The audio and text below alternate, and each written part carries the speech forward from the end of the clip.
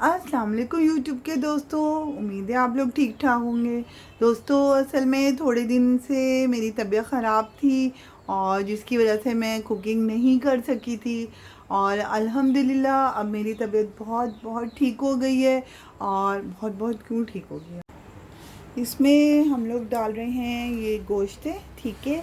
और ये दोस्तों करेले लिए हम लोगों ने, और ये धनिया है हम लोगों के पास, ये टमाटर हैं, हरी मिर्ची है, और ये प्याज है, और लहसुन डलेगा इसमें, और अदरक डलेगा।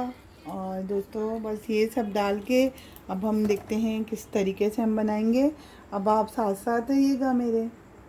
और ये मसाला जाएगा, लाल मिर्च है, नमक है 1 चम्मच, ज़ीरा है आधी चम्मच, हल्दी है और 1 चम्मच धनिया है।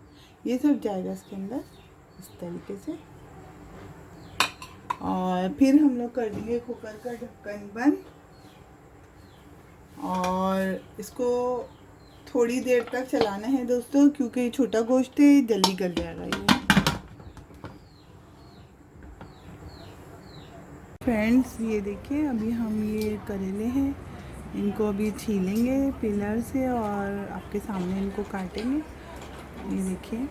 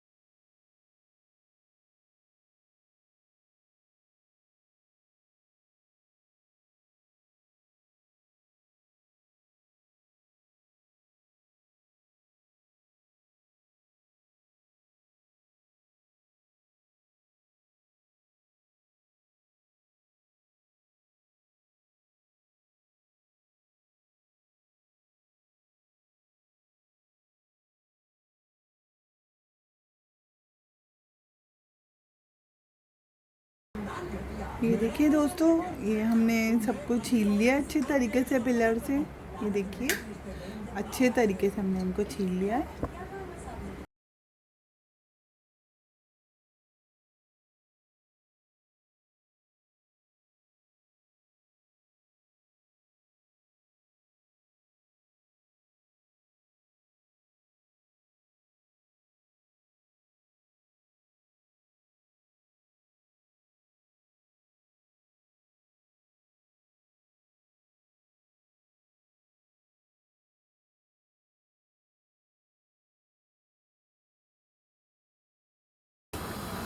तो ये हमारे करेले कट चुके हैं, पतले पतले काटे हैं। अब हम इसमें नमक शामिल करके और इनको हम अच्छे तरीके से थोड़ी देर के लिए छोड़ देंगे।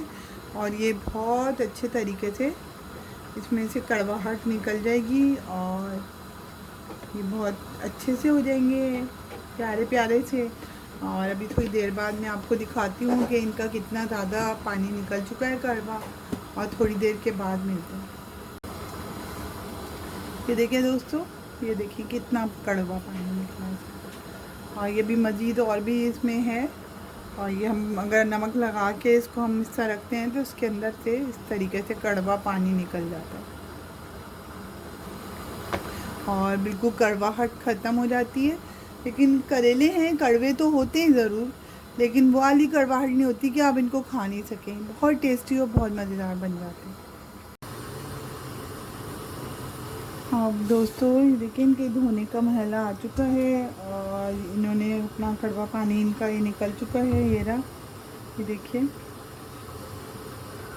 और अब हम इसका नमक निकाल देंगे, क्योंकि अगर हम इसका नमक नहीं निकालेंगे तो हमारा जो खाना है उसमें नमक तेज़ हो जाएगा। तो लिहाजा हम लोगों ने इसको बहुत अच्छे से धोना है। देखिए अच्छे से इसको 2-3 दफ़ा तकरीबन हम इसको धोएंगे ताकि इसका नमक अच्छे तरीके से निकल जाए। ये देखिए।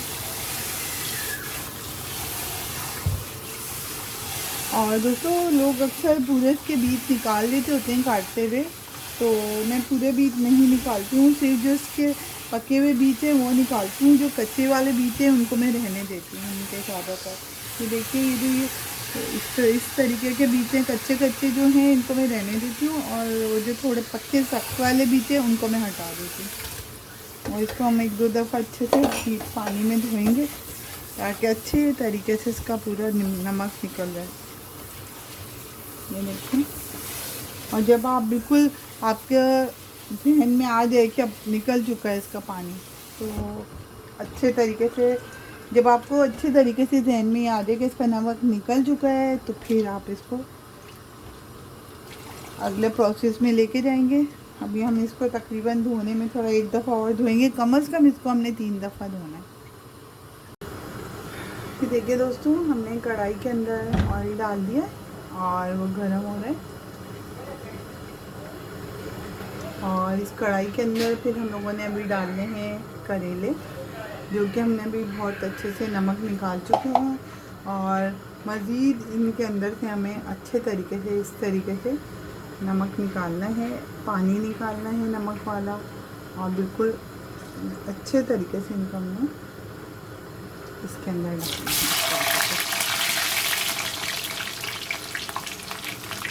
अच्छे तरीके से हमने इनका पूरा पानी निकालना है दबा दबा के, ताकि पानी भी ना रहे और नमक भी ना रहे। ये देखिए।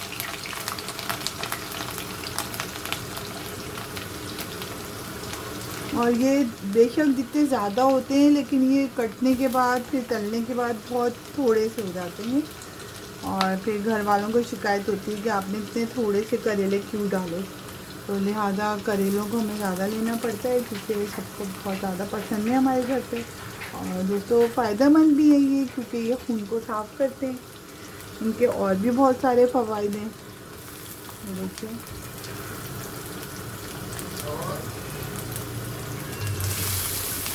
ये देखिए अच्छे तरीके से पूरे को हमने, ये सारे करेले इसके अंदर जा चुके हैं। और अब इसको हिलाने की भी बारी आती है, तो थोड़ी थोड़ी देर में दोस्तों हमने हिलाना है और इनको हमने रेडिश सा कर लेना है, यानी कि गोल्डन फ्राई। और इसको थोड़ा टाइम लगेगा, और थोड़ा सा आंच को हम तेज़ रखेंगे, ताकि साथ साथ चमचा भी हिलाते रहेंगे ताकि ये जल्दी से हो जाए गोल्डन। टाइम आ गया इसके अंदर ऑयल डालने का, हम अपने हिसाब से इसके अंदर ऑयल डालेंगे और अब इसकी बुनाई शुरू हो जाएगी। ये देखिए, अब हम इसको अच्छे से भूनेंगे। और थोड़ी देर भूनने के बाद इसमें हमने टमाटर ऐड करना है। ये देखें, इस तरफ हमारे करेले गोल्डन हो रहे हैं और इनको गोल्डन करना है हमने। और हमारे पास प्याज रखी हुई थी, आज टिक्का बोटी आई थी इसकी, तो वो मैंने इसमें डाल दी, क्योंकि ज़ाया क्यों करें, भुना होता है, इसलिए मैंने इसके अंदर डाल दी थी। और इस तरह ये हमारा हांडी भुन रही है। और इसके अंदर अभी हमने डालनी है ये टमाटर, हरी मिर्चें, और ये है सीक्रेट सौंफ, जो कि करेलों में डलती है, जिससे और प्यारी खुशबू और जायका आता है। और तो चलें दोस्तों, बनाते हैं।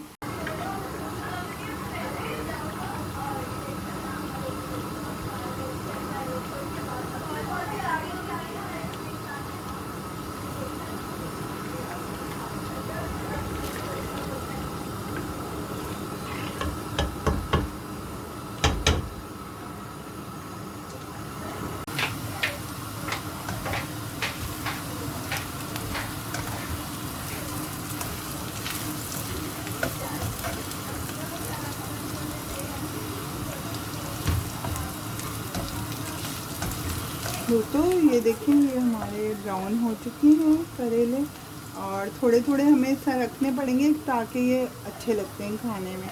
थोड़े से कच्चे पक्के भी मज़े के लगते हैं, और बिल्कुल ब्राउन कर लेंगे तो वो टेस्ट ख़त्म हो जाएगा इनका। तो इसलिए हमें आधे कच्चे और तकरीबन आधे पक्के इनको रखना पड़ेगा। अब ये हम लोग इसको भून रहे हैं, और इसके अंदर मैंने उस सौंफ को पीस के डाल दिया, और ये अच्छे से भुन जाएगा। जब ये भुन चुका है, बल्कि अभी और थोड़ा सा ऑयल निकालेगा ये, फिर इसके बाद में इसमें ये जो हमारे करेले फ्राई हो रहे हैं ये मैं डाल दूँगी।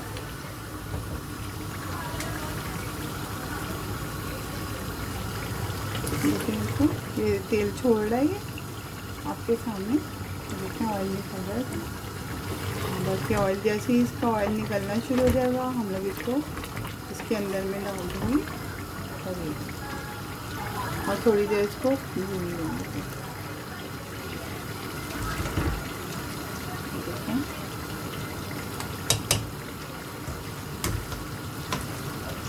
ये जितने भी हमारे करेले फ्राई हुए हैं मैं इसके अंदर डाल दूँ अच्छी तरीके से।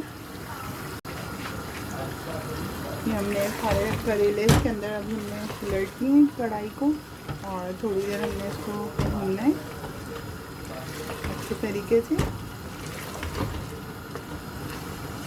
और दोस्तों बहुत प्यारी खुशबू आ रही है और बहुत टेस्टी खुशबू आ रही है।